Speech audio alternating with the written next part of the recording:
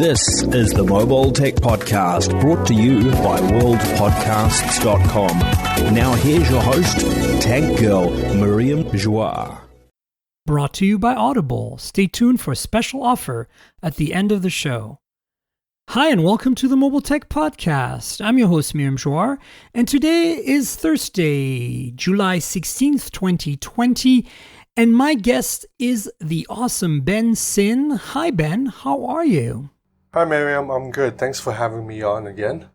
Yes, it's absolutely a pleasure. You know, one of my fans or followers said, hey, I'd like to hear you talk more about like Chinese phones.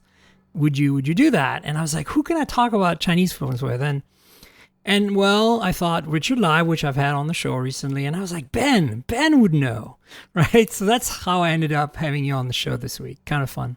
Cool. Thank you. So we kind of want to talk about four phones that three that I've reviewed, four that you've reviewed. And I want to start with the Vivo X50 Pro because it's the most intriguing of the four, in my opinion. And Okay. It's, we're all kind of photography buffs, you and I, in terms of mobile imaging. And this thing, it just blows my mind, this idea of putting a gimbal instead of an OIS system. Basically, the entire camera is hung by a system. So does it work? Is it worth it? It works to a point. So the very first thing I did when I got the phone was I grabbed the X50 Pro along with the iPhone 11 Pro and the Google Pixel 4 and the Huawei P40 Pro Plus, and I did a video test where I basically held one phone in each hand and I ran around Hong Kong and walked around, climbed stairs and all that. And what I noticed was that Vivo's gimbal really only kicks in. You only really see the difference when I do something extreme like running or climbing stairs. If I'm just walking like at a normal pace, the iPhone and Huawei's electronic, they have OIS and EIS, but the iPhone and Huawei stabilization are just as good as what the Vivo X50 Pro can do. So basically, you can't see the difference until you run or do something like climbing the stairs or something. Interesting. So do you think it's worth it then in the end? I think so because Vivo's not charging us a markup for this. So that's what I wrote in my review. If Vivo was charging us a premium for this phone, say if this phone was like $1,000 because of that gimbal camera, then I would say it's not worth it. But Vivo's really charging the exact same price as all other mid-tier phones. I believe it starts around $500 to $600 US, around there. So then I think at that price, the gimbal camera is basically a free chance to try new technology. Do you think this is going to stick in the sense that, we saw periscope lenses, folded lenses come, and they are here to stay, and we're going to talk about the P40 Pro Plus soon. But I think that they've proved their effectiveness, at least, at some tier of phone level in terms of pricing. They're acceptable. And do you think the gimbal is here to stay? Do you think we're going to see other companies, maybe even beyond BBK Group, do this? I think so because Vivo has a tendency to push hardware innovation or something new in hardware. Be the first to push it out even if it's not fully ready. Like I remember Vivo first pushed out the in-display fingerprint scanner about 2.5 years ago. And that very first model on the Vivo, I forgot the name. I believe it was like X21 or something. It didn't work that well. But Vivo just put it out there just because it's new innovation. But eventually, Vivo did fine-tune the tech enough that it worked really well by Gen 2. So maybe when Vivo fine-tunes the gimbal camera technology a little bit better, it'll be in a Vivo flagship, maybe like the Vivo Nex 4 or something, where we'll see more of a difference. Yeah. Yeah, I'd like to see other manufacturers tackle this one because I really feel like I might be wrong, but because I don't really have any hands-on time, unlike you.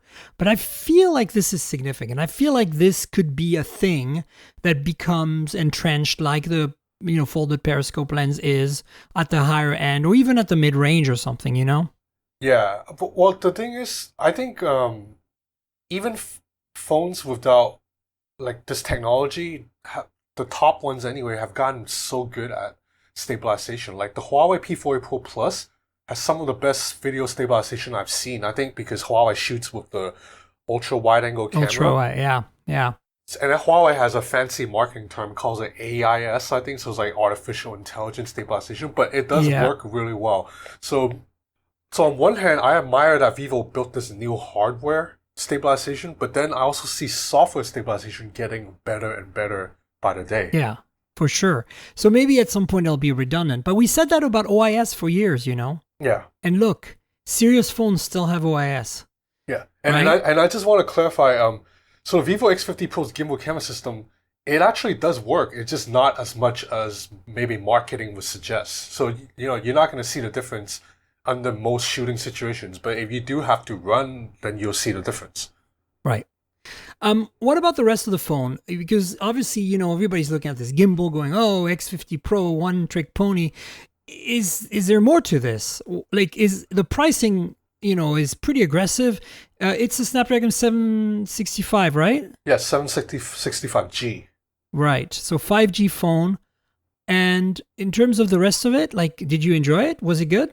Yeah, I like it a lot. I think Vivo and, to be honest, other BBK brands have gotten really, really good at making mid-tier phones. So meaning their phones that are in that 500, 600 range tend to be almost as good as anything that costs $1,000. So with the X50 Pro, you get a curved 90 hertz OLED panel, so it's a nice looking panel. Craftsmanship is really nice. The screen blends into the chassis seamlessly. The back is matte glass, and it's one of the lightest and thinnest phones I've tested this year. I think it only measures a little bit under 8mm. Vivo's calling it the thinnest 5G phone on the market. I'm not sure. Like, I haven't tested enough to say that's true or not, but it is one of the lightest phones I've handled. It's interesting that they went with this gimbal tech, and yet they still managed to make it thin, right? Yeah. Wow. Kudos to them. I just love how much innovation is coming out of China in terms of hardware. Like everyone else, everything that you see on a Samsung phone or an iPhone, right? It started somewhere with either BBK or Xiaomi, it feels like to me, or Huawei, right? Yeah. Like that's at least for the last 5 years, wouldn't you say? Yeah, and the value factor is amazing. And that's one of the things, because, you know, in the US, you don't have access to the Chinese phones. So what's considered mid-range in the US, like the Motorola's and the Samsung A51s? We don't really have mid-range proper, you know? That's the thing. Yeah, but anyway, what's considered mid-range in the US, they wouldn't even, like, they would not be sold in Asia because they wouldn't be a good deal, because the mid-ranges here are really good, like almost like 95% as good as, say, a Snapdragon 865 phone. Yeah, no, absolutely. I recently played with the Redmi Note 9 Pro Max, which is a $200, 180 euro phone, and it blew me away, Ben, for what you got for the money. Snapdragon 720G. Yeah. And it has, you know, an IPS panel, but with a hole punch, and it has a fingerprint sensor on the side because of that. But honestly, 5,000 milliamp hour battery, quad camera in the rear that don't suck. One is a 64 megapixel, the main one. The whole thing is incredible for $200. Like I just like it beats anything you can buy in the US for even $300 or $400. You know what I'm saying? Yeah, exactly. So yeah, we're gonna talk a little more about Xiaomi in a minute with Poco, but any wrapping up thoughts on the X50 Pro? There's an entire series of X50. Obviously, you only played with the 50 Pro, right? Yeah, I've only played with the Pro. That's the one the company is marketing because that's the one with the gimbal camera. Ironically, there's a higher end model, X50 Pro Plus. That one actually does not have the gimbal camera. Huh, interesting. Yeah, because that one uses Samsung's new 50 megapixel camera lens, and Vivo's engineer says that lens is too heavy and thick to put on a gimbal. Ah. I'm actually thinking of checking that out because they're selling it in Hong Kong, so I might go pick one up just to see the new camera lens from Samsung. But it's funny that that's the higher end model, but it loses the gimbal camera. Huh, interesting. But overall, you think this is a nice phone, a nice device from Vivo. Interesting, innovative, and good all around, right? Yes, definitely. And I think at this price point, it's really hard to find faults with any part of the phone. Cool. Well, I'll link to your YouTube video along with all the other phones that we're going to discuss. We're all going to be linking to all your content so people can check it out.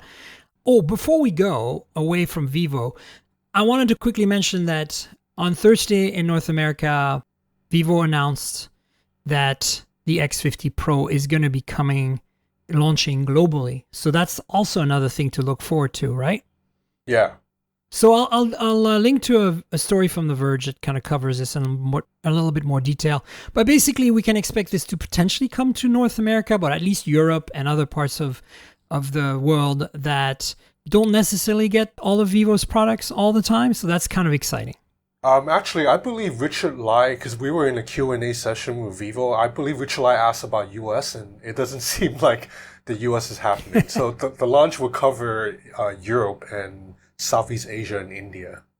Okay, yeah, India for sure. Yeah. This sounds like a perfect phone for India in terms of spec sheet, you know? Yeah. And we're going to talk more about that. And there's a lot of this good discussion to be had because we need to talk about the OnePlus Nord a little later on in the show. More and more stuff trickling out for this phone. So the next phone I want to discuss and review with you really quickly, and I have some input on this one because I have it, is the Sony Xperia 1 Mark II or 1 II, whichever way you want to say it. You've reviewed it. You've got video, but you also have a story, just like the X50 Pro. And I'm about to publish my review on hothardware.com. So I loved your title, like your headline. It's like it's like driving stick, right? Yeah. And I 100% agree. I've had a discussion online with, again, one of my followers/fans about this phone. Actually, it was on Instagram.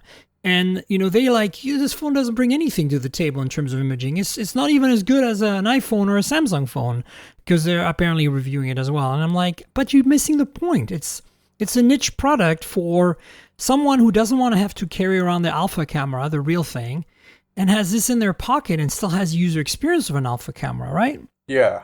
I mean, it's definitely a niche product considering that Sony has like 1% market share in the world. So, yeah. But I admire that. I think that's what brands that are kind of struggling should do. They should try to differentiate and go like zig where others are zagging instead of just trying to make another glass sandwich phone with a curved OLED screen. That's a little bit, we have like 50 of those phones every year. Just do something different, and I admire Sony for that. Yeah, and I don't want to be mean to Sony because I love their history and their background and some of their products, like their alpha cameras. But I mean, who cares if they make money or not on this? Like, it doesn't matter. They're not ever going to start making money on phones, right? Yeah. It's like LG in a way. LG sells enough washers and dryers and fridges and TVs that does it really matter if they make money on mobile? I suppose from a business perspective, from a bottom line perspective, it matters. But, that's why I'm pretty happy with the Velvet. I have one. I just got it. I haven't even taken it out of the box. But I'm finally going to get a chance to play with it. And honestly, I'm happy that they're taking some design risks. Well, I mean, they're not really big risks, but they're changing things around a little bit. And it's exciting to me because I don't really care how well they do in terms of sales. I want to see LG do cool stuff, Yeah, I agree. And so Sony's doing some cool stuff here. For me, I would say this is the best Sony phone I have used probably ever, and definitely in a long, long time. Overall, I feel that it's a solid flagship. It has really great features all around. The only iffy thing, and this is a very US-centric perspective, Ben, I'm sorry, but we don't have 5G support on the Xperia 1 in the US. So if you buy it here, you pay the price, $1,200 US, but you can only use 5G when you're traveling abroad. There are no bands compatible with US operators, which I think is a little weird. Yeah, they should have made a US-only version that uses maybe a lesser chip so you can sell it for a little bit lower price. Like a 765G? Yeah, because part of the reason A65 phones are so expensive is because Qualcomm is forcing people to buy that 5G modem. For sure. Yeah. So I feel like, that's a very US issue, but overall, I actually think the camera is not in the same league as a Huawei or Pixel, but I think that every now and then it manages to take photos that I think are pretty competitive with the current flagship roster, like Samsungs and iPhones. which are the majority of phones in my area, in my geography, and of course, I think in Europe possibly as well. So I feel like they did okay this time around. But the way it really distinguishes itself, and you'll agree, is and again, it's super niche, and I don't expect people to get it or be excited even about it, is the manual, the Pro interfaces, especially the Pro camera interface, right? Yeah. So what's been your experience with that? Like, do you want to share some of the things that you feel they did well and maybe some of the things you feel they didn't do so well? I really respect Sony's approach because, in my opinion, what they're doing with this camera is kind of going opposite direction of what Apple, Google, and Huawei are doing. Because Apple, Google, Huawei, they're all about computational photography. They're all about telling the user, you don't even have to think, just point and click. But with the Sony, they want you to act like a real photographer. You have to look at the framing and be like, oh, the lighting, it's a backlit situation, so let me dial down the ISO, it'll change the shutter speed. All these things that professional photographers think about, but the casual smartphone user will not. So I admire Sony for going completely in that direction and giving you total control. But to be honest, unless you are a really skilled photographer, for the most part, you can always get a better picture with an iPhone or a Huawei P40 Pro than you could with a Sony Xperia 1 Mark II. Because there's just too many settings to tweak before you can take a photo. For sure. But where's the fun in that, right?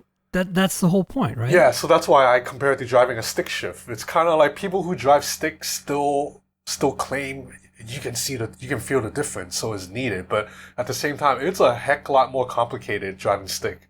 Yeah, I'm one of those people. I swear by it. But I also have a Tesla, which is not. It doesn't have to have a transmission of any kind other than a single gear.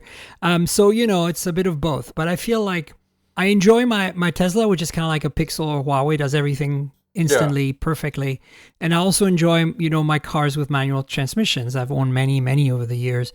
Some fancy ones, some less fancy, and it's always something really special. Like you really kind of become one with the machine. And I think that if you are a skilled photographer already and you're used to using especially the Alpha series of cameras from Sony, this interface, the Pro features, the Pro camera app that Sony has with the Xperia 1 Mark II is pretty much a really well done replica of their user experience. Yeah, and a dedicated shutter button adds to the overall feeling a lot too. So I like that. Totally. Yeah.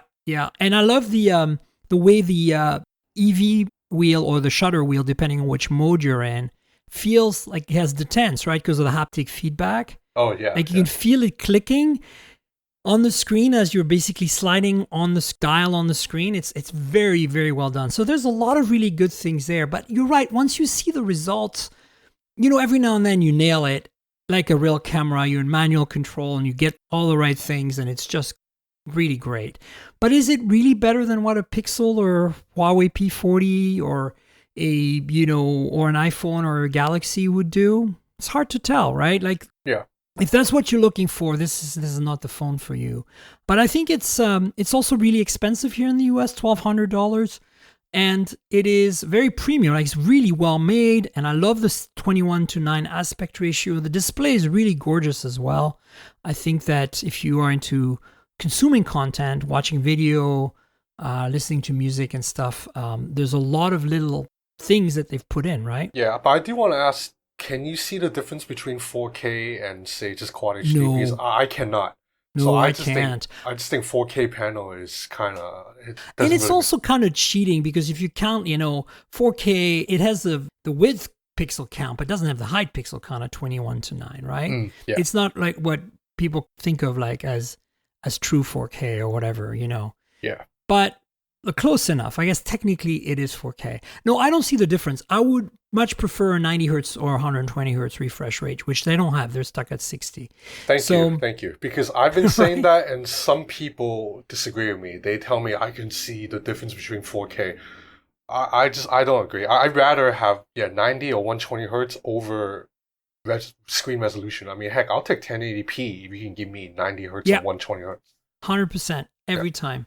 Yeah, I get it for this phone. Like they really are targeting like several pillars. There's like the cinephile. Yeah, cinephile. The audiophile, the gamer, and then your photographer, and then the videographer, right? They have this is not new because they had that on previous Xperias, but they also have a Cinema Pro app, which is like a manual control camera app for video, which uses some of their professional Cine Alta color science, like the Venice color science, which I think is gorgeous.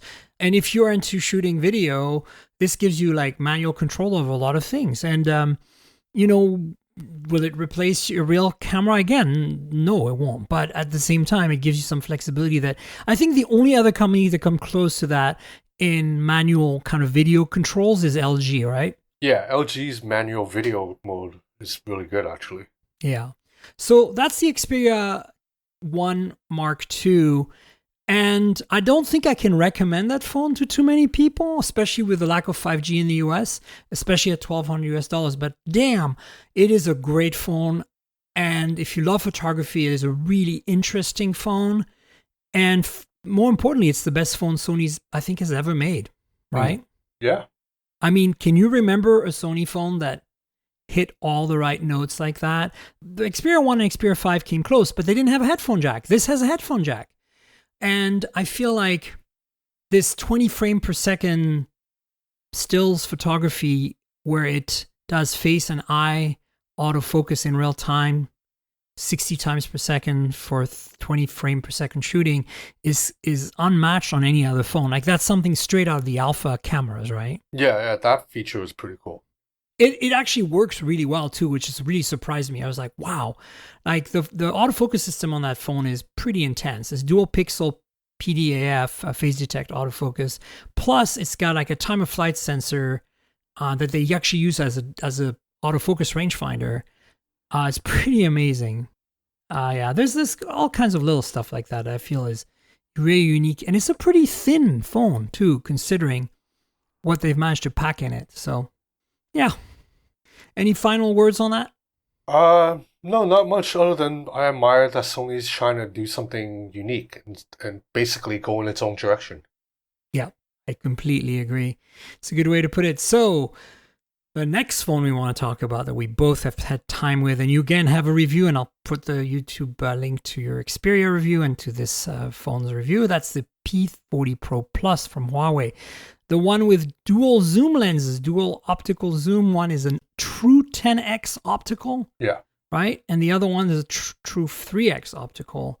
And then the other two lenses are the ultra wide and regular, and those are identical to the regular P40 Pro. This phone blows my mind. That's all. I mean, the photography on this phone, I feel like we have reached kind of the pinnacle of what mobile can do today.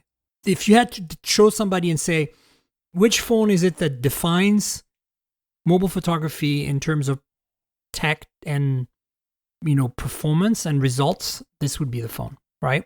Yeah, I mean, in my review, I said that the camera tech is like a generation or half a generation ahead of what everybody else is doing. Like that periscope zoom lens, I guess Samsung may get to it by 2021 or something, but it's like ahead of what the S20 Ultra can do by far. Well, not by far, by quite a bit. It is incredible because the regular P40 Pro has, is it a 5x folded lens? Yeah, it's a 5x optical. Optically, it's a 5x folded lens. And the one thing they did that's different that the P40 Pro Plus loses is that on the non-plus version, that 5x lens has an RYYB sensor behind it. Yeah. So it's very low light sensitive, which compensates for the higher f-stop of having a folded lens. And so on the P40 Pro Plus, they removed that sensor and they put a regular RGB 8 megapixel sensor behind both the 3x optical, which is not a folded lens, and behind the 10x optical. And of course, they have OIS, all of these telephotos. They need it. And I am really still impressed with the low light performance, despite them using essentially a lesser sensor on the P40 Pro Plus. What's been your experience there? I actually have not tried taking many low light zoom images with the P40 Pro Plus. That's one area of testing I forgot to do because I did so with the standard P40 Pro. So I can't really comment, but I'm assuming if it's not using an RYYB sensor, then it's going to be slightly inferior in terms of pulling light, but it should still be pretty good, as you said. I'm surprised actually how I'm not really noticing a huge difference in performance. I haven't pushed it either. Like I haven't like gone in a dark room to see, what I can extract from the darkness. Yeah, I've just been blown away by how well the zoom lens work during the day when you have good daylight. Like it is unbelievable. I took a whole bunch of photos this past few days with it. Yeah, like one of the things I take issue with a lot of tech fandom, or not even just tech fandom, even some of the bloggers, is they're very snarky. So when Huawei first introduced this tech a year ago, or Oppo, they were just saying, who needs to zoom more than 10x? Like, it's dumb. It's like a creeper phone. But there's actually plenty of uses for me to go beyond 10x, because maybe in Hong Kong, there's a lot of tall buildings, so I like to shoot stuff from across, like way across the street without needing to cross the street, and tall buildings, stuff like that. So I use 20x zoom all the time. So I don't know why people were dismissing that just a year ago. Yeah, I feel that with the P40 Pro Plus, you can take photos without any reservations in terms of quality of results up to 30x without batting an eye. Yeah, exactly. Anything under 30x, you can post on Instagram and it will just be a clean shot. You won't have to, explain. It is so much better than even 30x on the Samsung Galaxy S20 Ultra, which we all know has what, a 4x optical or 5x optical, something like that? I think 5x, I forgot, something like that. I think it's 5x, and then they use that large sensor, right? They crop. But honestly, it blows the Galaxy S20 Ultra like every time. Like every time I took a photo with the P40 Pro, it didn't matter what lens I used. I was just like, my mind just went like, oh my God, this is insane. And low light in particular. Yeah, and another thing I love about the P40 Pro Plus and the P40 Pro is the screen curves all four sides. Now, visually, it doesn't really make a difference, but I like how it feels for my finger when I'm swiping up, because you're swiping on a sloped, curvy edge instead of something kind of sharp on many other phones. So it's a nice little design touch. Just the whole phone feels so nice in the hand, and I'm really sad that for whatever, for reasons we won't go into, the software has been compromised. But hardware, it's like the best hardware I've touched this year, or for many years. Yeah, I have to say, between the ceramic back, the display quality, the camera quality, the battery life, the performance of the chipset, which feels so snappy, the 90 hertz refresh. I mean, just the whole thing is just awesome. Like every single thing about that phone just nails it, except no Google mobile services, which is, not essential for everyone. I get it. But it's pretty important, at least to me and to a lot of the people that I know, and a lot of people who listen to the show, Yeah, so that's why I'm fortunate. It's a controversial topic, so yeah.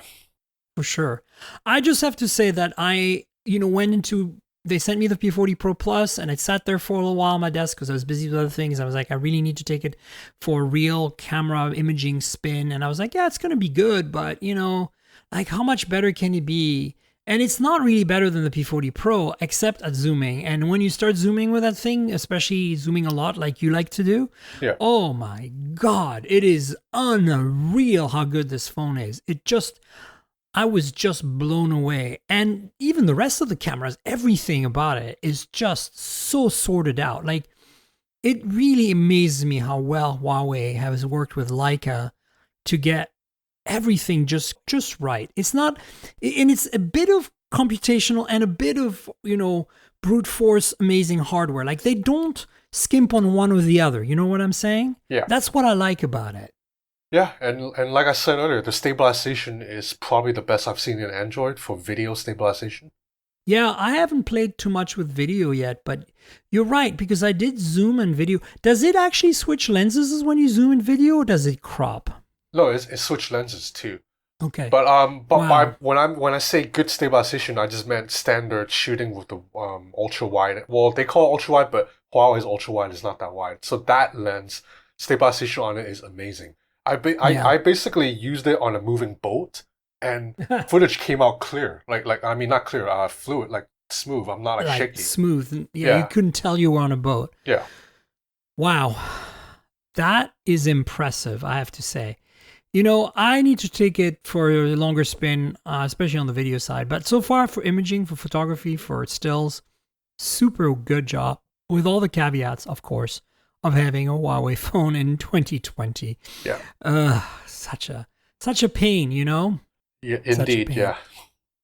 The next phone I want to jump into is the Poco F2 Pro. It's a little bit older for you, I know, but for me, it's pretty recent. I just got one and I just took it for a spin recently, and I'm not blown away by it because I feel like it's a K30 Pro basically from Redmi, Yeah. I mean, and the price is actually kind of similar as well. Like, I felt like I was expecting it to be more aggressively priced somehow. I mean, don't get me wrong, it's pretty good. In the US, it's like, it's not officially sold here, but it's available through GearBest, pseudo-officially. Like, they made it sound like it was available in the US officially because of GearBest, but that's a little bit of a stretch, right? Because it's a single importer. But you can buy the Poco F2 Pro from GearBest, and it's about $550 or so. Yeah. Which is a good deal for a Snapdragon 865 phone, no doubt. But I don't feel like, it's compared to the F1, which was so amazingly cheap for what it brought to the table. This feels like, I feel like Vivo with their IQ brand. Is that how you say it? IQ? IQOO, actually. You spell it out. Okay. So with the IQOO brand, I feel like Vivo has some Snapdragon 865 phones that are even cheaper than that, don't they? Yeah, but they're only selling those in China, so if they sell that in Europe, it would be marked up too. Basically, for whatever reason, phones are always going to be cheaper when they sell them in Asia or in China than in Europe. I think Europe just because they're gets subsidized through services, right? Is that what it is? Yeah. So for example, even the Huawei P40 Pro Plus, which is really expensive in Europe at like €1,400 or something, you can get it in China for equivalent of about $1,100. So that's like almost $400 cheaper than what someone in Germany would pay. Yeah. So, don't get me wrong. It's a lovely phone. If you're looking for one of the cheapest Snapdragon 865 phones on the market, it hits all those marks. I can't really tell, but is it made of plastic or is it made of glass and aluminum? No, it's actually glass, but you're right. The back feels kind of plasticky, but it is glass, Gorilla Glass even. At least so according it's to what actually they say. better than the Poco F1 was, which was all plastic. And, of course, a lot more expensive. But, it has a pop-up camera, which looks like it was taken straight out of last year's K20 series from Redmi. I do like it because it is one of the few phones this year to have a completely uninterrupted display. You're right. No hole punch, no notch. But, same with the Sony Xperia 1 Mark II, although you still have a little bit of bezel top and bottom because of it, right? Yeah. Yeah, you're right. That is true. There's less and less phones now that don't have punch holes or notches, and so this is standing out a little bit. But it's interesting to me because I have a K20 Pro from last year, and I think the camera, the motorized camera pod is identical. Like, it looks just like the same. The display is lovely. It's AMOLED. It's got in-display fingerprint sensor. Of course, Snapdragon 865.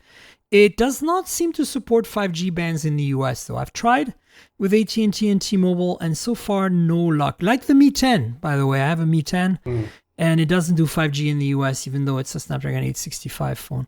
That's a bit of a miss, I think, if you are shopping for this phone here on this market.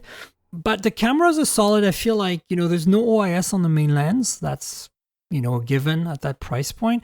But I feel that, like the K20 last year, the K30, this is essentially the K30 Pro. The K20 Pro took really good photos last year, I felt, for the money. And I think in general, Xiaomi is really nailing cameras lately. Has this been your experience too? Yeah, I really like the Mi 10 Pro. I used the Mi 10 Pro as my main phone for over a month. And this is when I had several other phones that I could use. I chose the Mi 10 Pro because I really like the camera and the overall build of the Mi 10 Pro. Yeah. So how do you feel? Do you feel that the Poco F2 Pro camera lives up to that? I mean, it obviously is a bit lesser, right? Because it doesn't have OIS on the main sensor, and it doesn't have that 108 megapixel sensor. So how do you feel like the F2 Pro compares, versus the Mi 10 Pro that you're familiar with?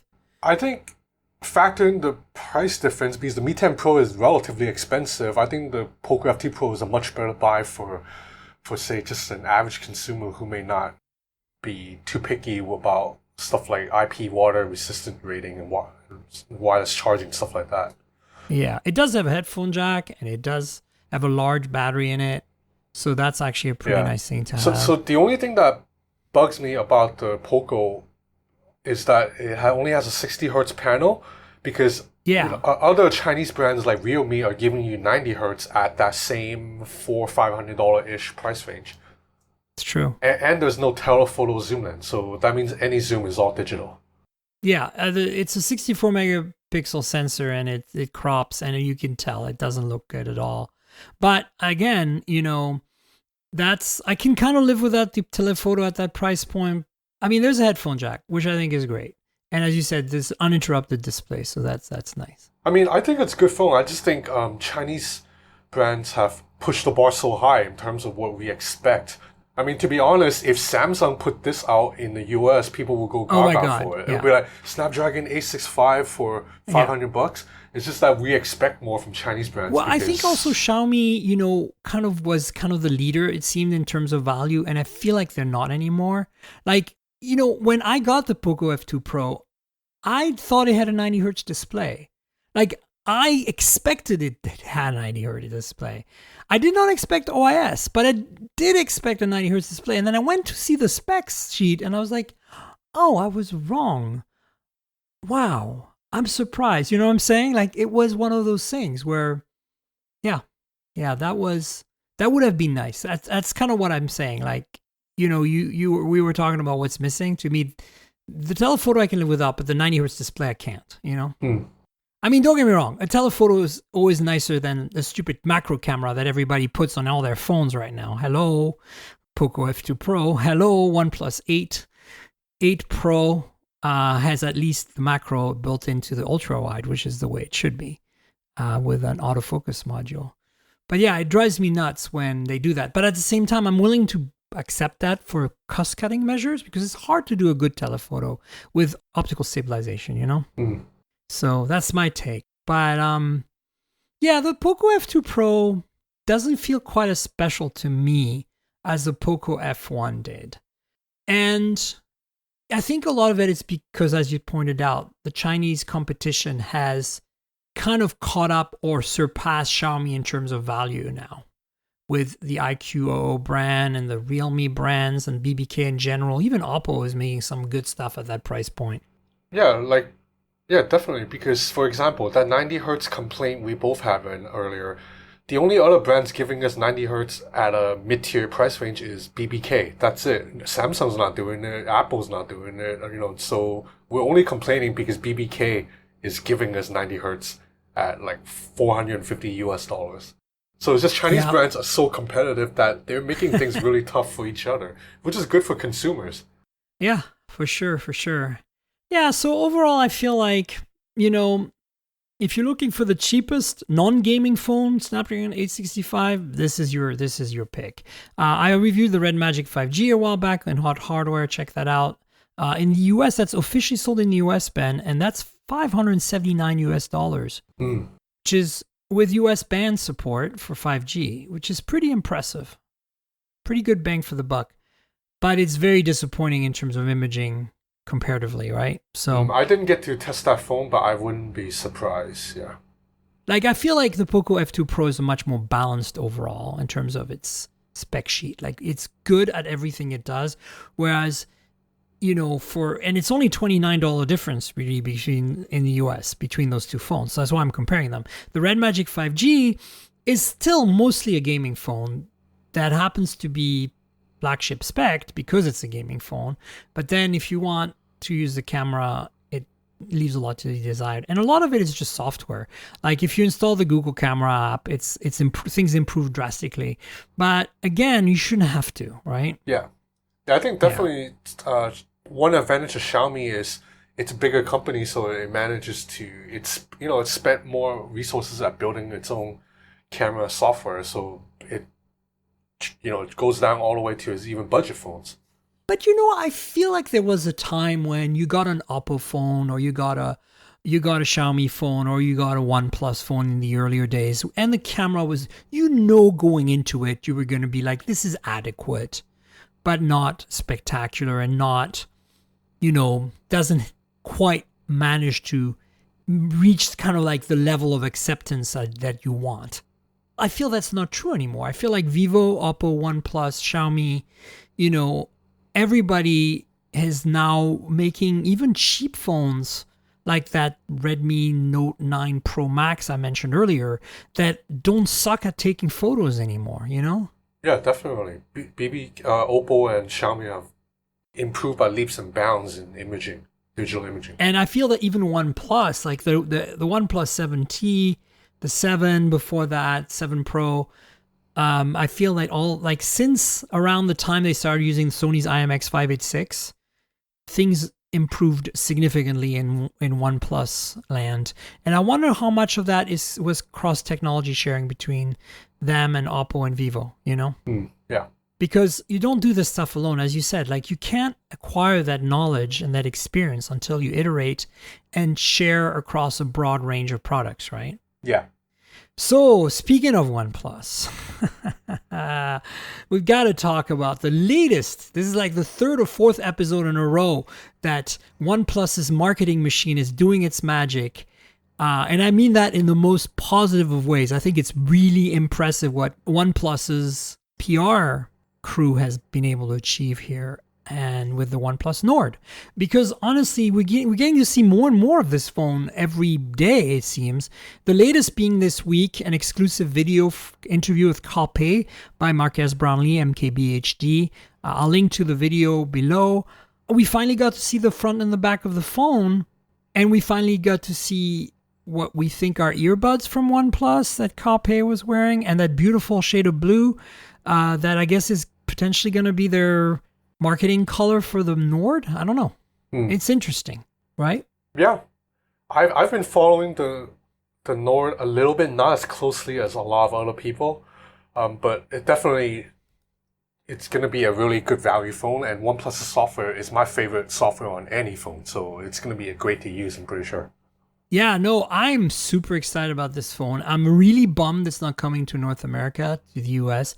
I kind of have this gut feeling this phone is going to be very close match to the OnePlus 8, which is why they don't want to bring it to the US to cannibalize the carrier relationship they have. The OnePlus 8 in the US is sold by T-Mobile and Verizon, and not the 8 Pro. The 8 Pro is only sold by OnePlus unlocked. But if you want, you can go to a Verizon or T-Mobile store, or well, in this crazy pandemic time, likely more their website, and buy the phone. And that's a big deal for the US. That's a big deal for OnePlus. And I think that my gut tells me this Nord is going to be so good that it's going to be so close in goodness to buying a OnePlus 8 that is one of the reasons that they're not going to bring it to the US. That's my gut feeling. I mean, we don't know the price. We don't know anything. I mean, there's been a lot of leaks and rumors on the features set and whatever. But it's interesting also to hear Carl talk about what are the things that cost money and how you decide what to pick, right? Yeah. That was my favorite part of the video, actually. Like, more transparency about, just the inner workings of what it takes to build a smartphone. Now, I don't really care about the marketing hype that much, but that was interesting.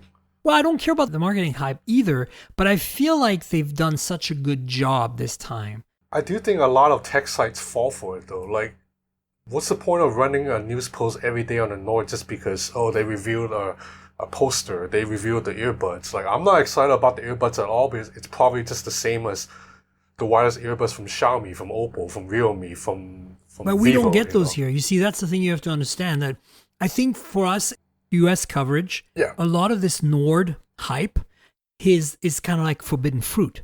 We talked about cars earlier and stick shift, right? Yeah. There's so many great European cars and Japanese and cars that don't make it to the US because they would never sell, right? People, it would just not be cost effective. But we call them forbidden fruit in the car enthusiast world. And it's kind of the same thing. Now that we know in the US that we're not getting the Nord, we're even more excited about it, Okay, that makes sense. And also, for earbuds, if you look at our choices here, Ben, we can get the Sony noise canceling ones, your WF-1000X Mark III or whatever they are. We can get, of course, all the AirPods Pro, all the Galaxy Buds. And then, there's kind of specialty brands. The companies that have been making Bluetooth earbuds and headphones for a while that are not selling phones, right? Yeah. Whereas when I'm in Hong Kong, I'm always like, oh my God, look, Xiaomi makes true wireless earbuds and Oppo does. And you have so many choices, it's amazing. It's like when I finally got a pair of the Huawei true wireless earbuds, the ones that look like AirPods, that have noise canceling. I was blown away. They're so good. They sound great. They're affordable. They do a relatively decent job of noise canceling despite not having a seal and stuff. And I know that I got the Xiaomi ones recently sent to me by PR. I mean, that's why I'm kind of excited about the buds from OnePlus, because those probably will make it to the US. It would make sense somehow. Okay, yeah, it's just a different market, because for me here in Asia, so I just got earbuds from Vivo, from Realme, and from Oppo. And I'm pretty sure the OnePlus earbuds will just be very similar to those. So to me, it's literally just repackaging and rebranding. Right. It's just another, yeah, exactly. I get it. Totally get it. Yeah. Yeah. It's interesting, because it's like, we don't have quite that variety you guys have. Like, we're kind of stuck, Yeah. And it sucks. It's a lot of it is dictated by, the way carriers work and in our market and stuff. And of course, our protectionist crappy regime doesn't help right now. Yeah. But that's a whole different story. But yeah, I feel like you guys have so much more choice. Oh yeah, they're called the Huawei FreeBuds 3. Those are the ones that I reviewed. And of course the Xiaomi ones they send me like the newest ones that they have done that are true wireless. Yeah. They also look like oversized AirPod first gen. Yeah, it's crazy how they all look like AirPods. I respect Samsung for again refusing to go that direction. Yeah, and to be frank with you, of all the ones that are relatively easily attainable in the US in terms of finding them in pretty much every store, the Samsung, the Buds Plus are phenomenal all around. Like, I don't say this lightly because I'm a bit of an audiophile. I really, really like them. Like battery life, sound quality, comfort, general performance, and the fact that they just don't look like, they have their own look, right? It's really, I have to give Samsung a lot of props on this. And in the same way as I still wear a Galaxy Watch, because I really feel, short of wearing an Apple Watch, this is one of the best you can buy today. Yeah. I'm not a fan of Samsung usually, though. I don't really like their phones. Like, to be frank, I think they're good. I recommend them. They're solid value in the US at least. But it's kind of like buying a Toyota. It's like, it's a safe choice. So back to OnePlus, I feel like this Nord thing is hype for us because we're not going to get it, and it's also, for somebody who did PR professionally for a few years, I feel like this PR is magic. Like, it's like, I'm not quite sure I'm very happy about the idea that they make these exclusive happens that are like a week or two before the actual official reveal, like launch. I would have liked to see that on day of launch, maybe. Like, you pick one outlet, you make, whether they're an influencer or an outlet, you make that your exclusive. I mean, obviously, no offense to Marquez. I think he does a really good work, and I'm not upset about things. I'm a small fry. I shouldn't care, right? But I think it's interesting how OnePlus is handling this whole Nord thing. So may I ask, how come you're not sure about it? Because to me, it's pretty obvious. Marquez is probably the most watched and respected tech YouTuber, and he has 11 million subscribers. So of course a brand. It's not who they picked. No, I think that's the great choice. It's more the timing. Like, I feel like doing it ahead of time is weird. Okay. Like, I would like to see it happen on the 21st, which is when the reveal is, the launch is happening. Like, have this thing drop when everybody goes on stage, Yeah. And then it's exclusive content. That's another thing that Chinese brands are doing now. That they like to tease the stuff to a point that it kind of ruins it for people who are actually covering it but under embargo. Like, for example, Oppo's 125 watt fast charging they had told me all the information ahead of time so I can cover it when it announces. But 2 days before that, they tweeted it out. So then every tech site wrote about it. That kills any like traffic, whatever, for me to write a long piece, because 2 days before it's already on like 100 tech sites. But that's what they like to do. So yeah. Well, if it helps, Ben, I'm going to link to your Oppo 125-watt charging story on Forbes directly. Thank you. And as you know, my audience is massive, Ben. So I expect your numbers to go up. No, I'm kidding. But yeah, I hear you. It's unfortunate. I think, you and I think have good examples of that. We straddle the line between journalism and influencer, right? Because we both have YouTube channels. My podcast is kind of more of an influencer thing. But then, I write for you, like you write for major publications like I do. And so we're also journalists, and we've been doing it as journalists longer than we have as influencers, right? So it's interesting. And that's kind of what I mean. Like, I feel like it's a bit weird, but I get it. And I'm not upset at all that Marquez is the right guy for that. In the same way as they teased that, Zach at Jerry Rig Everything is going to be taking apart the OnePlus Nord on launch day. So there you go. That makes sense to me too, right? Why wouldn't you do that? Yeah, I think OnePlus's marketing is genius, even if other people from maybe traditional outlets may feel offended, like, how come we didn't get coverage? But I think what they're doing is smart. I would do the same if I was trying to launch something. Like, just go for the coolest, most influential YouTubers and let them unveil to the 8-figure subscriber count. Yeah, and that's exactly kind of what Apple did with the Apple Watch. They started changing the way they reached out to the public, right? Yeah. Through a lot more YouTube creators and influencers. Yeah, I remember right? the iPhone X. There was, a lot of the more traditional bloggers and newspaper writers, they were upset because Apple gave access to YouTubers like iJustine before they gave to, I don't know, like Mac Insider or something. And I get why they would be upset, but at the same time, I totally get from Apple's point of view why they care that MKBHD gets it before the New York Times. Yeah, it makes perfect sense. It's much more of a broad audience, right? Yeah. And video is such a better, it's a better platform, I feel, to reach lots of people quickly. One thing I do want to say, and it might be controversial, is how MKBHD made that video a week ago about, can you trust me? And he highlights how he doesn't take money to cover tech. And then everyone's just like, oh yeah, that's why he's so great. But he gets exclusive access like that. I mean, that can compromise your opinions too, right? If OnePlus gives you and only you exclusive access like 10 days before. So that in a way is kind of compensation. Plus all the revenue that your YouTube channel makes is basically exclusive revenue to you, right? I mean, sure, you don't get paid directly. Yeah, so I just think people are a little bit too easily like, oh my God, he's so great to say he doesn't take money. I mean, he doesn't need to take money. His YouTube channel ad revenue is enough. Yeah, totally. So there's one thing that kind of stands out for me about this OnePlus Nord reveal. And that's, again, we talked about the earbuds. You said, well, I've got the Oppo and the Vivo buds, and so why would I care about the OnePlus buds? Because BBK Group, right? Yeah. Well, I think you've got a point, because look, I received recently from MediaTek a review unit for the Oppo Reno 3 Pro, not the 5G version. There's two versions, there's a 4G and a 5G. The 4G is a Helio P95 from MediaTek. And they sent me that because I have never played with a Helio P95 phone and I wanted to try it out.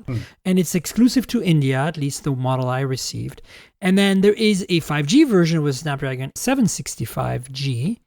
And if you look at these two phones, the one that I received and the 5G version that I don't have, but if you look at them on photos, they are an uncanny match in terms of industrial design and screen and dimensions and camera pod and everything with the OnePlus Nord. And that makes sense. BBK Group, is the parent company of OnePlus, Vivo, and Oppo.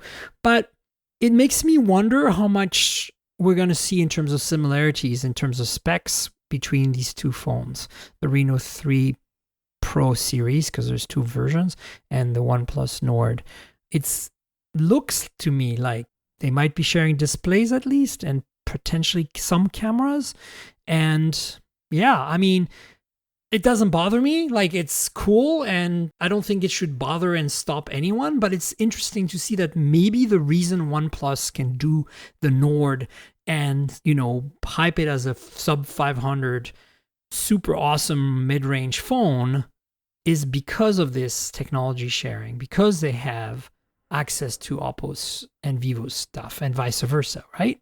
Yeah, I think that's a testament to OnePlus's awesome marketing team, because it always blows my mind how OnePlus, everything they do gets all the coverage, and all the YouTubers and tech bloggers love it. They're like tweeting like, oh my God, I'm so excited for OnePlus this, OnePlus that. And then meanwhile, Vivo and Oppo are putting out basically giving you the exact same hardware, and they get a lot less coverage. I mean, a lot of that has to do with the fact that OnePlus sells in the US, whereas those other two brands do not.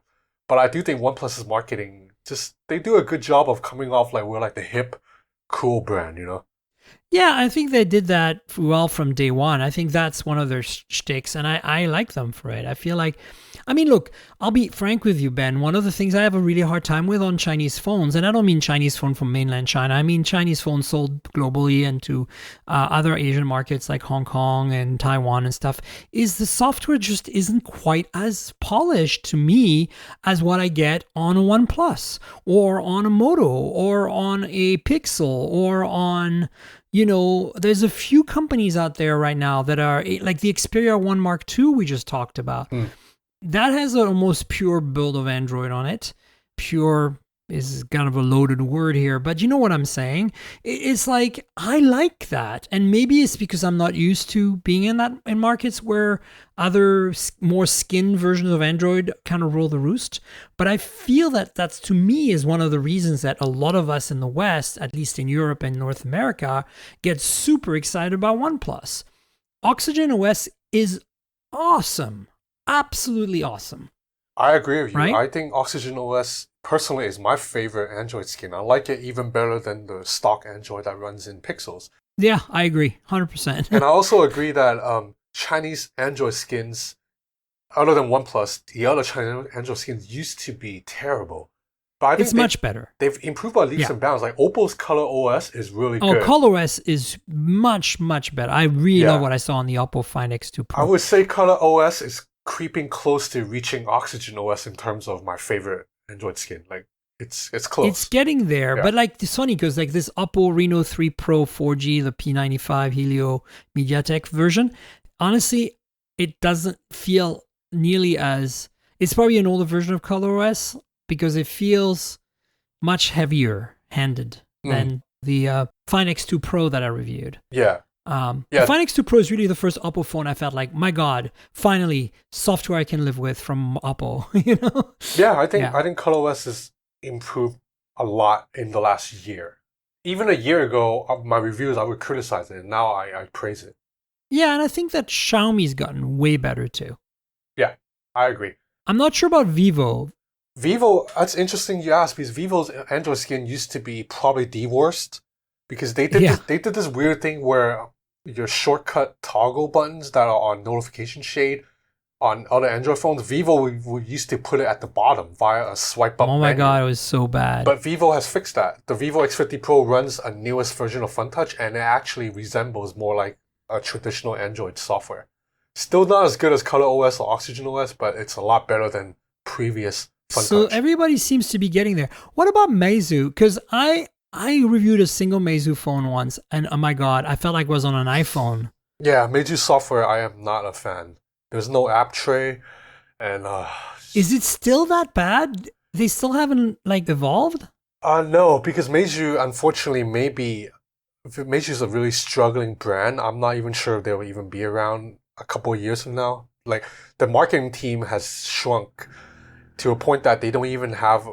A couple of years ago, they used to have a marketing person who's a Westerner, so he can kind of proofread some of the content. Now, I don't think they have one because the marketing material is in Chinglish. It's in kind of broken English.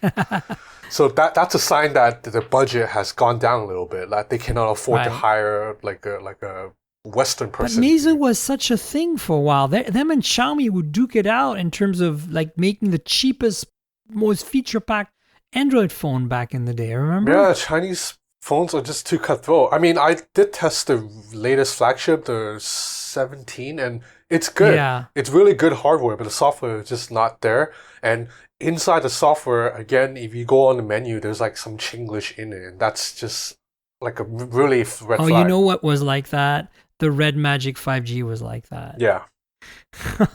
And I'm like, you're selling this in North America. Like, I think you could have at least like just have somebody proofread it. Like hire someone on, I don't know, TaskRabbit or something, you know, to do copy editing on your UI strings. I don't know. It's just weird. Yeah, so unfortunately, because I like Meizu's hardware a lot, they were pioneers of several hardware traits before other brands, but I think they have fallen into a hole, and it's hard to climb out of it once you fall into the hole because it's so competitive. Yeah. Have you played with an IQOO phone at all then? I have. Only the original one though, so not the more recent ones, but the very first one that came out about a year ago, I tested it. But that was the China version, and the software drove me insane. So yeah. Right, of course. But the hardware was cool, right? Yeah, the hardware was cool, but it's really just like many other Vivo phones, except they added some specific gaming features. But other than that, it's just like a Vivo phone. Interesting. So speaking of BBK Group, since we were talking about OnePlus and the incredible hype machine that is, I think part of it for me, you know, is that nobody's managed to make a mid-range phone this exciting in forever, right? That is kind of magic to me, you know? We're talking about a $500, sub $500 phone with not fully, you know, blown all the best specs you can get. Yet everybody's losing their minds about it. And it's interesting. Yeah. You know? Well, yeah. Well, but I would challenge what you said because you're saying the OnePlus Nord is amazing because it's $500, but then the Poco phone kind of let you down. The Poco F2, you were disappointed by it, even though it's the same price and it has a better chipset from Qualcomm. It's running the A65. Because I feel that's not just all about the chipset. You know, you need a balance, right? Yeah. It's like the whole thing, right? I feel like the Poco is a bit weak on the camera front, perhaps, and I feel that maybe OnePlus will beat it there, but I'm not 100% sure. At least having two front-facing shooters on the Nord, which is what it looks like. I presume it has like a wide and a regular or something. That's probably going to be a nice thing to have. And you know, I feel like OnePlus has been really good at hitting the right balance on their phones lately, of that all-around goodness and the software on top of that. And that's why I would honestly feel like, unless you want to be a gamer or something you absolutely need is 865, I'm not sure the 865. I actually feel, frankly, Ben, that the 765 is the chip of 2020. Oh, I agree. I definitely would.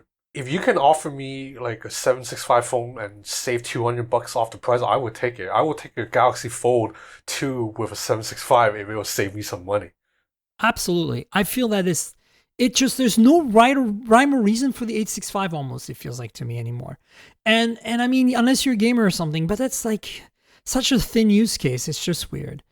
Oh man, it's so hard. Yeah, I think smartphone hardware is just getting so good that increasingly it's just marketing and hype, to be honest, because I switched back to a Galaxy Note 10 for a couple of weeks recently, and that runs on the 855, and performance to me is exactly the same. Do I even need an 865? I'll take an 855 right now. Like, it's the same thing. Exactly. No, I agree. Yeah. And in fact, the 765 has more in common with the 855 than you think. So it's actually a very, very, very good chip. Yeah, so at this point, I care more about stuff that I can visually see the difference, like a 120 panel or a 90 hertz panel. Definitely, I can see that more than a 60. You know, like OLED screen has better colors than an LCD screen. So stuff like that I care about. If you tell me this one has A65 plus, I don't think I care that much. I mean, it's nice to have, but okay. Yeah, totally. You touched on it briefly earlier. To wrap things up, you talked about Oppo's 125 watt fast charging. And I'll link to your story on Forbes, as I said.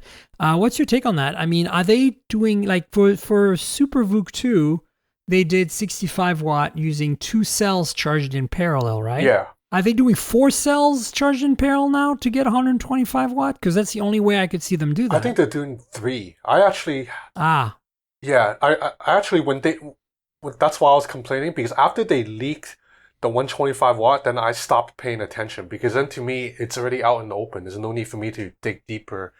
So then I believe they're doing 3. I read Richard Lai's really good coverage of it. But I'm excited because I think Oppo's or OnePlus fast charging tech has been game changing. Because for me, a lot of times, like in Hong Kong lifestyle is, like you just step out of the house to go eat or do stuff a lot of time because we live in really small places, so we don't stay in that much. So for me, a lot of times I'll step out at like 7 p.m. and sometimes my phone will, it's at like 20% battery life. And I like that with a OnePlus or an Oppo, I can just plug it in for 10 minutes and that will add enough juice to ensure that it lasts through the night. I cannot say that with an iPhone. Like if I charge it for 10 minutes, it doesn't make much of a difference. Yeah, no, absolutely. I love it too. And I feel that it's kind of clever how Oppo's been doing SuperVOOC 2 and SuperVOOC. I mean, it's the whole series of it is very interesting. Yeah. And I think it's definitely something that's worth having. So 125 though is kind of crazy. It's like 13, 15 something minutes to charge completely from empty? I believe Oppo's posted a test and it was like 19 minutes. Because it slows down a bit once it gets to 90%. It has to ramp. It's like Tesla cars. It's like the peak is really happening when you're like in the middle of the charge, right? The peak is crazy. It's gonna be something like, my phone's at 10%. You plug it in, you go brush your teeth, you come back out, it's gonna be at like 45%. Yeah, like stuff like that. Yeah, after just like 8 minutes. Oh, crazy. Well, that's it for the show, I think. Ben, do you want to tell folks where they can find you on social and maybe what publications they can find you on YouTube and all that? Okay, so I review phones for my YouTube channel, which is named Ben's Gadget Review. So that's on YouTube. And then I also write review articles and other news stuff for Forbes Asia and also the South China Morning Post in Hong Kong. You should read Ben's stuff. It's very interesting. It's a different perspective than ours, and that is always a healthy thing to get a different perspective. And Ben's videos are great. I really I often live vicariously through you. Like the X50 Pro, yeah. I've been just watching your video content simply because I just can't get anything here, right? So it's pretty fun. If you like Chinese phones, watch Ben's videos. That's basically what I'm going to say. Thank you so much for supporting my stuff. Yeah, absolutely. And you folks know where to find me on the internet. I'm at Tankgirl. That's TNKGRL, like the comic book character, but without the vowels. And I'm on Instagram and Twitter with that handle. Twitter is a good place to discuss the podcast. Podcasting platforms don't really support commenting. So if you want to talk about the show, ask me questions, correct me, whatever it might be, just tweet at me, tweet at Ben. I will tweet, of course, about this podcast with Ben's handle in it. And then if you are looking for some visual content to go alongside this audio podcast, check out my YouTube channel, youtube.com/mobile tech podcast. It's mostly unboxing, some hands-on, some reviews, but mostly just if I talk about a phone here and you want to see a visual reference, narrated by me, that's the way to go. Finally, of course, the podcast lives at mobiletechpodcast.com. If you came here for the first time, you want to subscribe, you can do it there. There's an RSS feed. There's ways to subscribe on Apple Podcasts, Google Podcasts, Pocket Casts, and Spotify, to name a few places. If your podcast platform supports rating or reviews, please consider rating or reviewing the show. It really helps me, so I'd appreciate that. The other thing you'll see in the show notes, there'll be a whole bunch of links about all the things we discussed. And there's also going to be a donate link in there. If you want to help the podcast, please consider donating. It's a PayPal link, so check it out. And finally, I want to thank our sponsor, Audible. Audible.com has been with us since the early days of the show, doing all kinds of great stuff and supporting us. And the reason I bring them up is not just that they're a great audiobook platform, but if you want to get a good deal and also help the podcast at the same time, you should check out this offer. We have a 30-day free trial and you get to keep a book at the end. And no strings attached. You can leave or stay, whatever. I recommend you try it out because Audible.com is a really great audiobook platform. They have an incredible choice of books. I love it. I love the fact that a lot of books are read by the authors. If you for some reason like to read, but you can't read, maybe you're delivering packages all day or something, and you're sick and tired of listening to podcasts and you want something else, check out Audible. The link is audibletrial.com/mobiletech. That's audibletrial.com/mobiletech. It'll also be in the show notes. That's how you get the special deal, and you help both me and Audible. Thanks for considering it, and thanks for Audible for being our longtime sponsor. Ben, thanks again for being on the show. Really appreciate you being with us. Oh, thank you so much for having me. We'll definitely have you on again to talk more about the craziness that is the Chinese phone market. It's so fascinating. I just love it. So stay tuned, folks. We'll have another show next week. And until then, cheers, everybody. This has been the Mobile Tech Podcast with Tank Girl, proudly presented by worldpodcasts.com. You can visit us online at mobiletechpodcast.com.